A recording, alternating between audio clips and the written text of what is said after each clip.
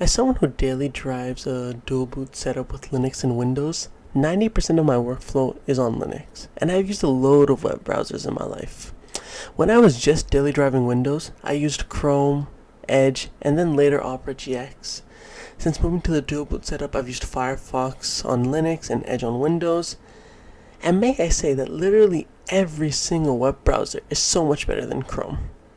Even Opera GX, which allegedly sells all your data to the Chinese government, is 10 times better than Chrome.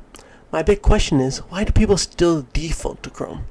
Even the stinky macOS users go out of their way to download Chrome instead of using Safari.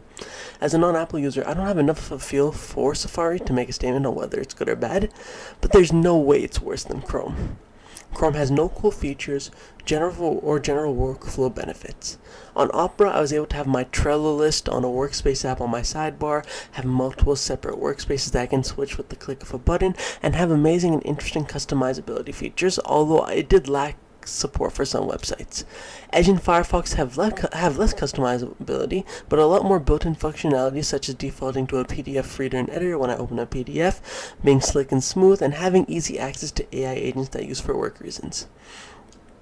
But the biggest red flag of Chrome is the fact that it uses way too many of your resources. When I used Chrome, I was on a laptop with 8 gigabytes of RAM, and Chrome was taking up almost 4 gigs of the RAM. When I switched to Edge and Opera GX, it barely used 1 gig. For the average Joe, who now around only has 8 to 16 gigabytes of RAM, especially in this economy, you have a very limited amount of RAM to waste, and Chrome should not be what you're wasting it on. Overall, Chrome just kinda sucks.